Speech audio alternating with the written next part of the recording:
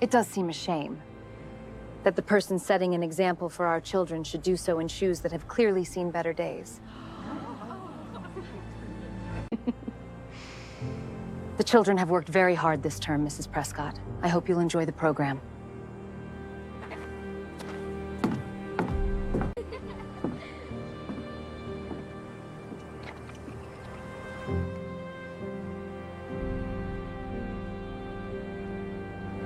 The county sent this district roughly $400 a year. Your reports show only $320. Where'd the difference go, Mr. Prescott? Miss Hale taught my boy to read when he'd nearly given up on himself. The least this town can do is pay her fairly and hold the man who underpaid her accountable in public the same way she was held accountable for her shoes. Picture a schoolyard full of parents, watching a young teacher's face go still as the richest woman in town points at her shoes and laughs. Now picture a man standing at the edge of that crowd, a man nobody there had any reason to notice, who says nothing at all, but who will, before the month is out, make certain that every person in Larkspur, Wyoming, understands exactly what that laughter was designed to hide. But before any of that could happen, a young woman named Grace Hale had to survive one more evening of being reminded, in front of everyone who mattered, that she owned almost nothing in this world, except the job she was trying to do well. Grace Hale had come to Larkspur the previous autumn, arriving on the Tuesday stage with a single trunk, a teaching certificate she had earned through 3 years of night study, while working as a laundry maid in Cheyenne, and a letter of appointment from the Larkspur School Board, offering her the position of sole instructor at the town's one-room schoolhouse, at a salary of $18 a month. $18 a month was not, by any honest reckoning, a living wage. Even in a small Wyoming cattle town, where rent was cheap and expectations were modest. Grace had known that before she accepted the position. She had accepted it anyway, because teaching was the thing she had wanted to do since she was old enough to understand that the reason her own childhood had been so difficult was not that nobody cared, but that nobody had been equipped to help, and because Larkspur, for all its smallness, had 23 children who needed a teacher, and no one else had applied. She had grown up without parents of her own. Her mother had died when Grace was 4, of a fever that swept through the mining camp where her father worked, and her father had followed 2 winters later, killed in a shaft collapse that had also killed 3 other men, and produced, from the mining company, a letter of regret and nothing else. Grace had been raised afterward by a succession of distant relatives and charitable strangers, none of them unkind exactly, but none of them hers, either, in the way that mattered most to a child who understood, earlier than most, that belonging to someone was not the same thing as being tolerated by them. She had educated herself largely through stubbornness and the kindness of a few people who recognized, in the quiet, watchful girl who always seemed to be reading something, a mind worth encouraging. A school teacher in Cheyenne named Mrs. Avery had lent her books, corrected her compositions, and eventually helped her prepare for the teaching examination, all without charge, because, as Mrs. Avery put it, the world has enough laundry maids and not nearly enough people who can teach a child to think clearly, and you, Grace, are built for the second one. Grace had passed the examination on her first attempt, received her certificate, and begun looking for a position willing to hire a young woman with no family connections and no references beyond a retired schoolteacher and a laundry supervisor. Larkspur had been the only offer. The schoolhouse itself was a plain wooden building at the north end of town. 1 room, 12 desks, a pot-bellied stove that smoked when the wind blew from the west, and a small storage closet that doubled as Grace's office. The children ranged in age from 6 to 14, and their abilities ranged just as widely. Some could read fluently, others could barely write their own names, and Grace taught them all, 6 days a week, with a patience that surprised even herself, and a determination that had nothing to do with the $18, and everything to do with the 23 faces that looked up at her each morning expecting to learn something worth knowing. She managed her salary carefully, the way a person manages anything that is not quite enough. Not with resentment, but with a kind of practiced arithmetic that had become second nature, counting each coin twice before spending it, and keeping a running tally in her head of what was owed and what could wait. She had learned, long before arriving in Larkspur, that poverty was not a single large problem, but a series of very small ones, each manageable on its own, each capable of becoming unmanageable the moment they arrived together. She paid her rent, a small room above the mercantile, furnished with a bed, a chair, and a washstand. And she bought food, and she set aside what little remained for supplies the school board did not provide, which was nearly everything. Chalk, slates, readers, the small jar of peppermints she kept in her desk drawer for children who had come to school without breakfast, which happened more often than most parents in Larkspur would have admitted. What she did not buy, because there was simply no money left after the necessities, was clothing for herself. The dress she taught in was the same dress she had arrived in, mended twice at the hem and once at the elbow.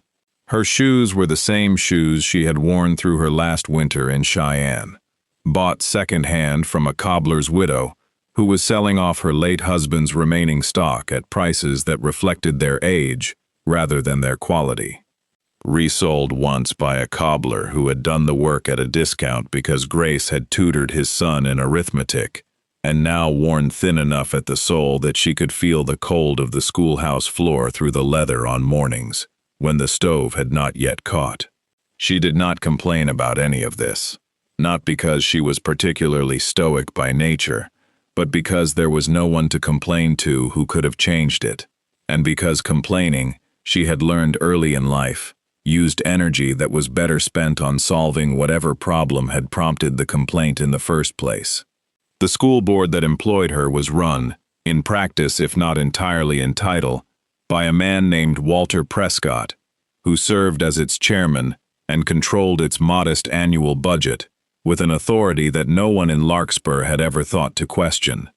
Walter was a businessman of moderate success and considerable self-regard, the owner of the town's lumber supply, and a silent partner in two other ventures that most people in Larkspur knew about only vaguely.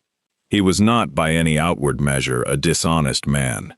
He attended church, he paid his bills, and he spoke at town meetings with the practiced ease of a man who had long ago learned that confidence could substitute for competence in most civic matters. His wife, Eleanor Prescott, was a woman of sharp opinions and sharper observations, possessed of the particular social confidence that comes from being married to the man who signs the checks. She involved herself in every public event the school board organized: the Christmas pageant, the spring recital, the year-end exhibition, not out of any particular devotion to education, but because these events were, in a town the size of Larkspur, the closest thing to society that existed, and Eleanor Prescott did not intend to be left out of any gathering where her position might be noticed and acknowledged. She had a particular way of complimenting people that somehow left them feeling smaller rather than larger, praising a neighbor's new curtains while noting, just loudly enough, that the fabric was not quite the quality she herself would have chosen, or admiring a child's recitation while wondering aloud whether the teacher had perhaps selected a simpler passage than the occasion called for. It was a talent she exercised frequently, and, as far as anyone could tell, entirely without self-awareness, which made it considerably more difficult to confront than deliberate cruelty would have been. The year-end exhibition was held on the last Friday of May, an event Grace had spent weeks preparing for. Student recitations, a small display of penmanship and arithmetic work, and a modest program of songs the younger children had rehearsed with more enthusiasm than precision. It was, Grace hoped, a chance for the parents to see what their children had accomplished over the year, and perhaps, though she would not have said so aloud, a chance for the town to see that the young teacher they had hired, on slim credentials and a slimmer salary, had been worth the investment. The parents gathered in the schoolyard before the program began, dressed in their best, trading conversation, and keeping half an eye on their children, who were considerably more interested in chasing each other around the yard than in the exhibition they were about to participate in.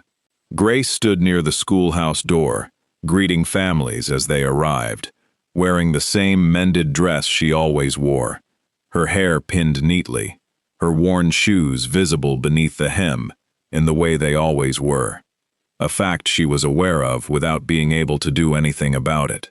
Eleanor Prescott arrived late, on Walter's arm, wearing a dress that had clearly been ordered from somewhere considerably larger than Larkspur, and surveyed the gathering with the practiced eye of a woman accustomed to finding something worth commenting on. It did not take her long. "Miss Hale," she said, her voice carrying the particular brightness that certain women use when they wish to be heard by more people than they are technically addressing. "I must say, you've done a lovely job with the children this year.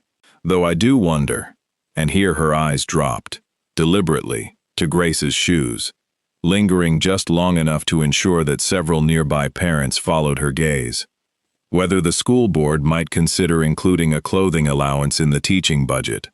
It does seem a shame, doesn't it, that the person responsible for setting an example for our children should have to do so in shoes that have clearly seen better days." There was a murmur of uncomfortable laughter from the parents nearest to them. Not cruel exactly, but not kind either. The sound people make when someone with social power says something they know they ought not to laugh at but do anyway, because not laughing might draw the same attention to themselves. Grace felt the words settle into her chest, the way a cold draft settles into a room, not sharply, not all at once, but with a steady, spreading chill that she knew from long experience would take considerable effort to warm away. She looked at Eleanor Prescott and said nothing for a moment, because there was nothing to say that would not make the moment worse, and because she had spent enough of her life on the receiving end of other people's observations about what she lacked, to know that the only dignified response was no response at all. "The children have worked very hard this term, Mrs. Prescott," she said finally, her voice level. "I hope you'll enjoy the program." She turned and walked into the schoolhouse to begin the exhibition, her back straight, her worn shoes clicking quietly against the wooden floor with every step, and did not allow herself to look back at the small cluster of parents, still processing what Eleanor Prescott had said with such cheerful, casual precision.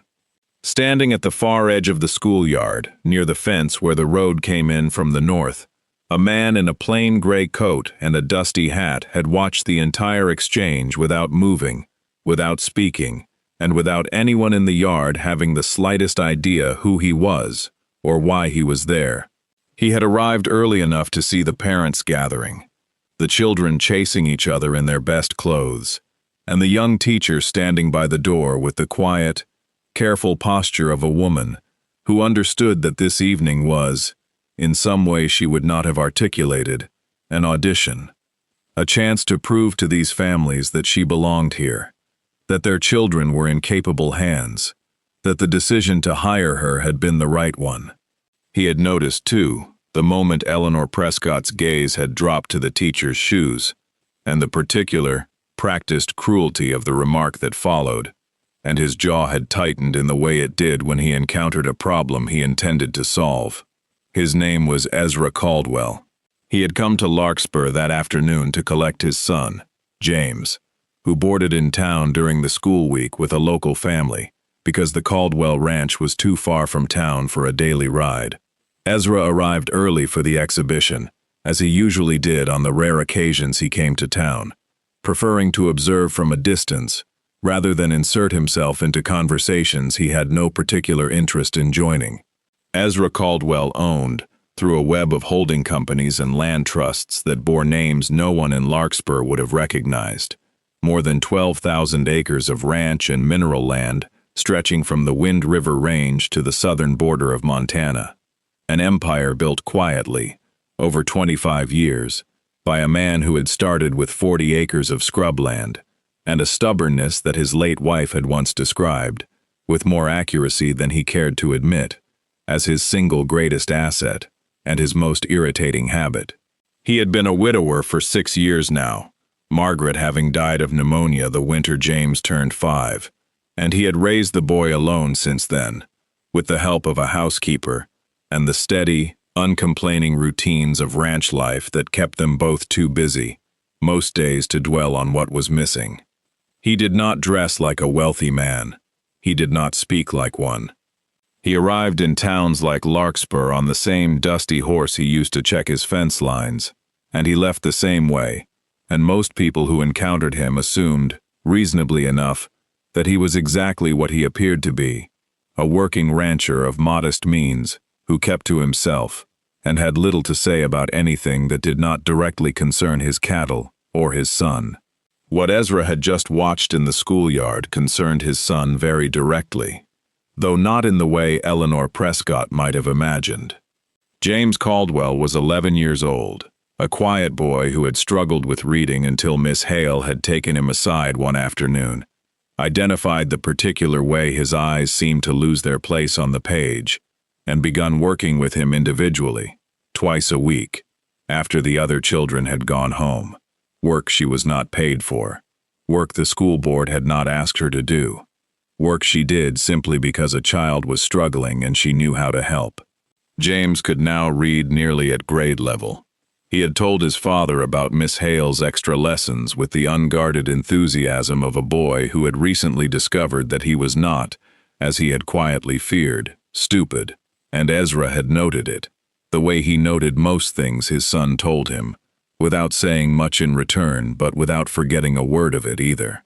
So when Eleanor Prescott pointed at Grace Hale's shoes and the yard half laughed, Ezra Caldwell did not laugh.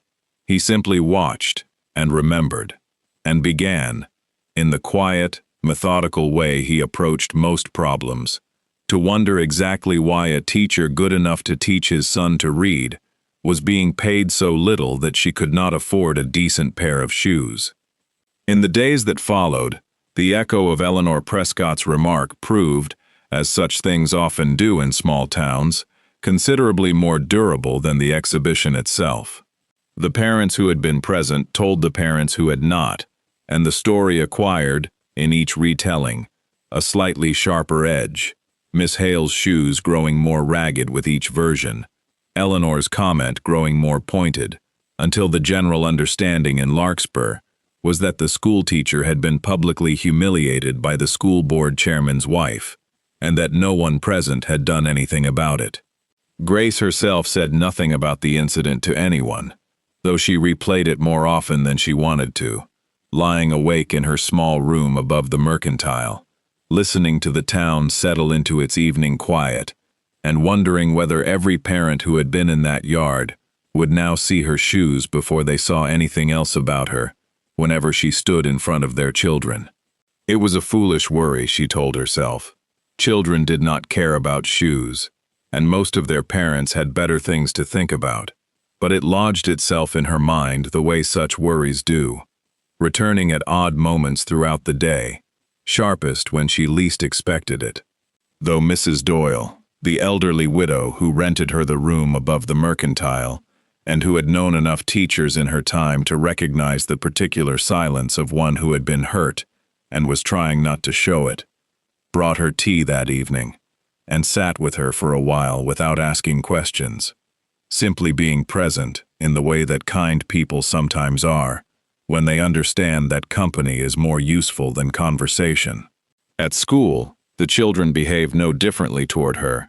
They were too young, most of them, to have understood exactly what had happened in the yard, but Grace noticed, with the heightened sensitivity of a person who has been publicly embarrassed, that one or two of the older students seemed to look at her shoes more often than they used to, and she hated the self-consciousness of it, the way a single careless remark could make a person aware of something they had managed, until that moment, to carry without shame.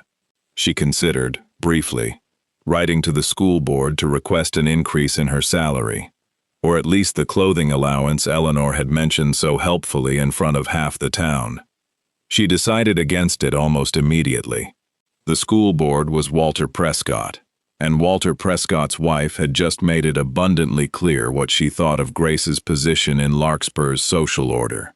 Asking Walter for more money would mean asking Eleanor's husband for a favor, and Grace Hale had spent enough of her life asking people for things to know exactly how that particular request would be received.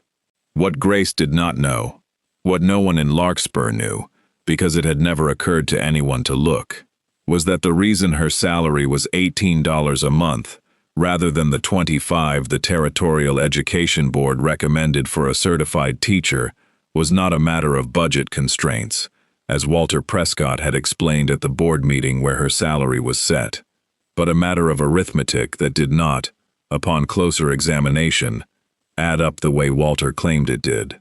Ezra Caldwell did not begin his inquiry with the school board's finances. He began, as he usually did, with the simplest question available, and worked outward from there. The simplest question was this: what did the Larkspur School Board actually receive, each year, from the County Education Fund, and what did it actually spend?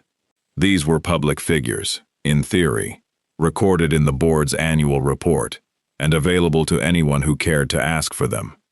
In practice, no one in Larkspur had ever cared to ask, because Walter Prescott presented the figures each year at the annual town meeting, with the same smooth confidence he brought to everything, and no one had ever had reason to doubt them.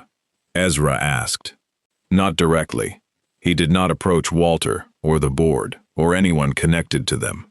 Instead, he wrote to the county clerk's office in the territorial capital, requesting copies of the Education Fund disbursements to the Larkspur district for the previous 3 years, and compared them, line by line, with the figures Walter Prescott had reported at the corresponding town meetings.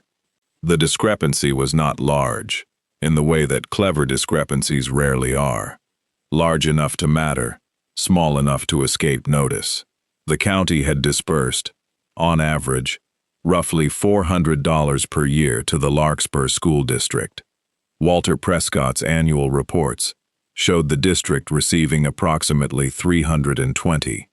The difference, $80 a year, give or take, had been quietly redirected through a series of small transfers Walter had made as the board's sole signatory into an account connected to one of his private business ventures, the lumber supply whose books no one in Larkspur had any reason to examine. $80 a year would not have made Walter Prescott rich. It was not, in the grand scheme of frontier corruption, an especially dramatic theft.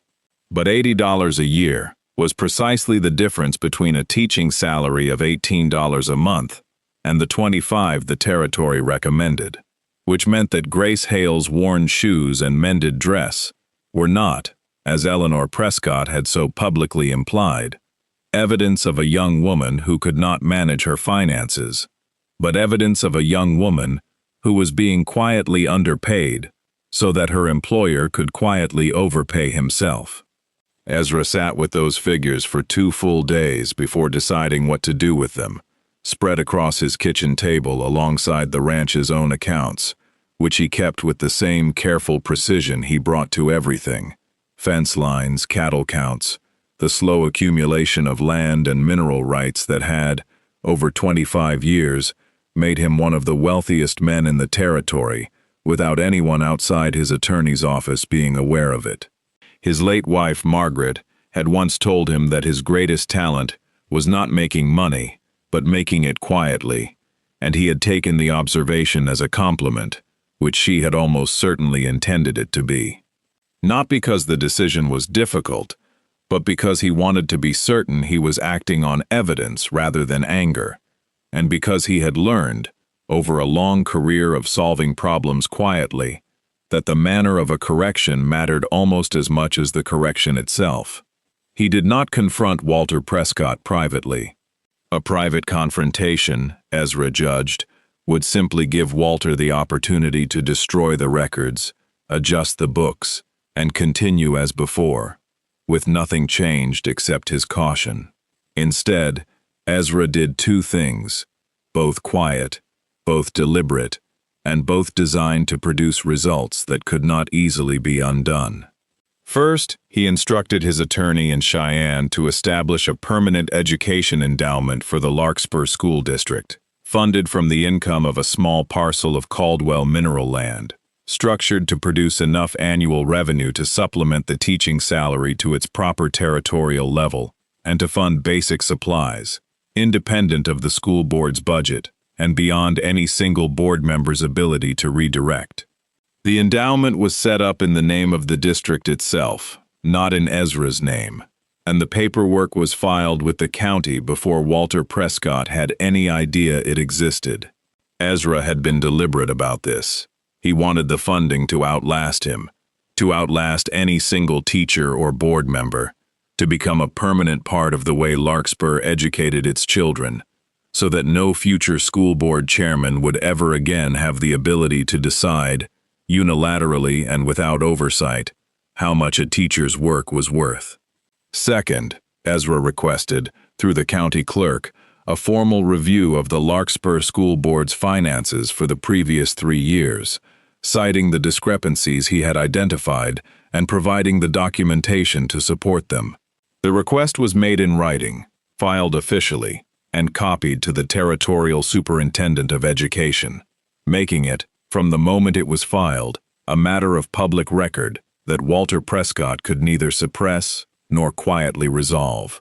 He did not tell Grace Hale about any of this.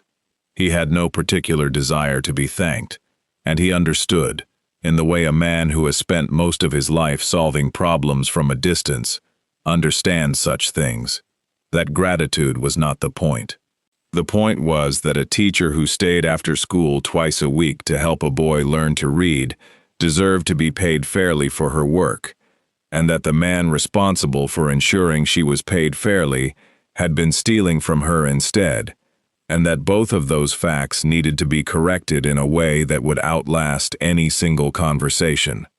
The school board meeting at which everything came apart for Walter Prescott was held on the first Tuesday of June, in the schoolhouse itself, with the board's 3 members seated at the front and a dozen or so townspeople in attendance, a larger crowd than usual, drawn by rumors that something unusual was expected, though no one could say exactly what. Ezra Caldwell arrived quietly, taking a seat near the back, dressed in the same plain gray coat he always wore, attracting no particular attention from anyone except Grace Hale, who recognized him, vaguely, as the father of one of her students, and nodded politely before turning her attention back to the meeting. Walter Prescott opened the meeting with his customary confidence, moving through the agenda items with the practiced ease of a man who had run these meetings unchallenged for the better part of a decade. He was midway through a report on the school's supply budget when the door opened, and a man Grace did not recognize entered. A county inspector named Harwell, dispatched from the territorial capital in response to the formal review request Ezra had filed 2 weeks earlier. What followed was, for Walter Prescott, the longest 20 minutes of his public life. The townspeople in attendance, most of whom had come expecting nothing more eventful than the usual reports on fence repair costs and stove maintenance, sat very still as the inspector opened his file and began, in the unhurried, methodical tone of a man who understood that precision was more devastating than volume, to lay out the discrepancies between what the county had sent and what the board had reported receiving. Harwell, who had clearly done his preparation thoroughly, laid out the discrepancies between the county disbursements and the board's reported receipts with the patient. Methodical precision of a man who had done this kind of work many times before and understood that the numbers, presented clearly, would do most of the talking for him. Walter attempted, at first, to explain the discrepancies as clerical errors, a defense that might have held had the errors not been so consistent in their direction, always favoring Walter's accounts, never the school's. He attempted next to question the inspector's authority, which Harwell deflected with a single sheet of paper bearing the territorial superintendent's signature. He attempted, finally, to adjourn the meeting, which the other two board members, reading the room with the survival instinct of men who understood they were about to be associated with something they wanted no part of, declined to support. Ezra Caldwell spoke only once during the entire proceedings, and only when asked directly by the inspector whether he wished to add anything to the record, given that his filing had prompted the review. "I have a boy in this school," Ezra said, his voice carrying the same quiet, unhurried quality that people who knew him well recognized as the tone he used when he meant every word and did not intend to repeat any of them. Miss Hale taught him to read when he'd nearly given up on himself. She did it on her own time, without being asked, and without being paid. The least this board can do is make sure she's paid fairly for the work she's already doing. He paused. And the least this town can do is make sure the person responsible for underpaying her is held to account for it in public, the same way Miss Hale was held to account for her shoes in public, by this man's wife, 3 weeks ago. The room was very quiet after that. Eleanor Prescott, seated in the second row, did not speak. She did not look at her husband. She sat perfectly still, her hands folded in her lap, her face carrying the particular expression of a woman who has just realized, too late, that the joke she made in a schoolyard has turned out to be a good deal less funny than she thought it was at the time. Walter Prescott resigned from the school board before the meeting adjourned. He did so with a brief, clipped statement about personal obligations requiring his attention elsewhere, which fooled no one in the room, but which the remaining board members accepted without challenge, understanding that a quiet resignation was preferable, for everyone involved, to the alternative.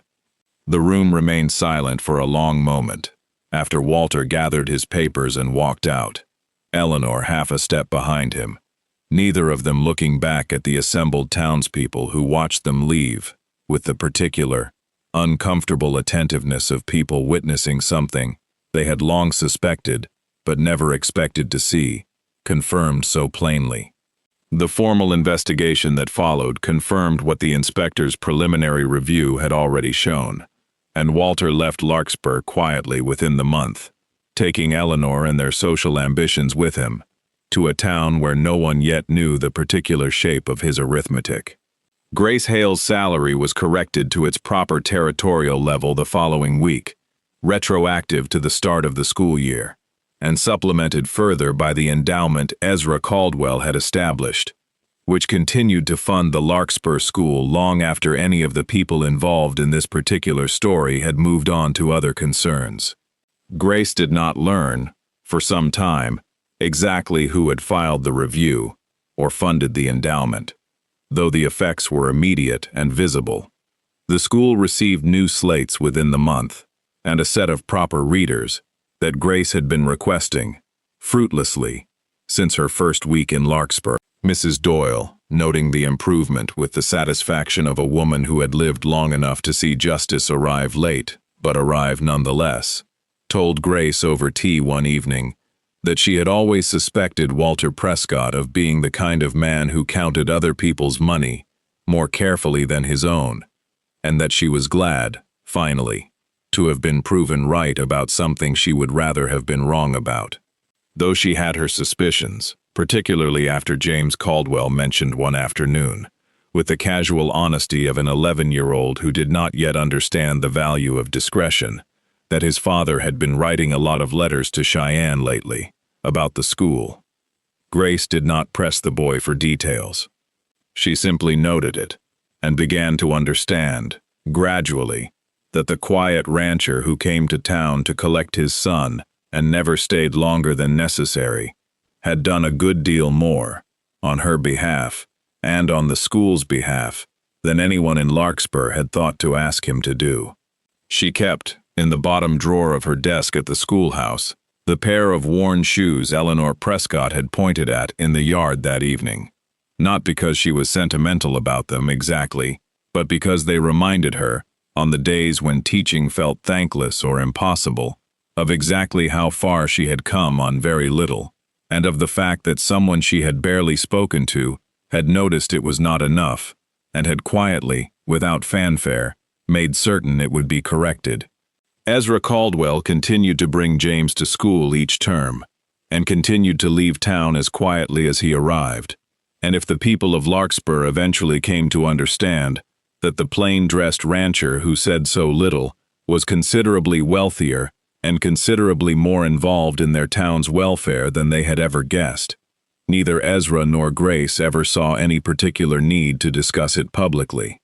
James, for his part, continued to improve under Grace's teaching, and in time became one of the strongest readers in the school, a fact that pleased his father in the quiet, private way Ezra experienced most of his satisfactions, not with celebration, but with the steady certainty that something had been done right and that it would hold.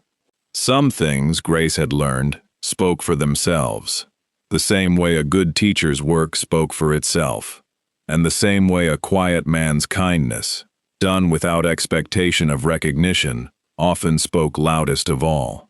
That's where we'll leave Grace Hale, her school properly funded, and the quiet rancher who never raised his voice but made certain, when it counted, that the right people heard exactly what needed to be said. If you were listening to this story while doing something else today, maybe grading papers of your own, or working with your hands, or sitting somewhere quiet as the day winds down, I'd love to hear about it. Tell me in the comments what kept your hands busy while this story kept you company. And if you don't mind, I'd love to know what part of the world you're joining us from today. These stories have found friends in more places than I ever imagined, and hearing where you're listening from always means more than you'd think. If stories about quiet people doing the right thing when no one's watching are the kind that speak to you, I'd be grateful if you'd subscribe so you don't miss the next one. And if today's ride was worth your time, a like helps this small channel more than you might expect. Thank you, truly, for riding along with me today, and for being part of this quiet little corner of the frontier we're building together, one story and one good cup of coffee at a time. Until the next trail.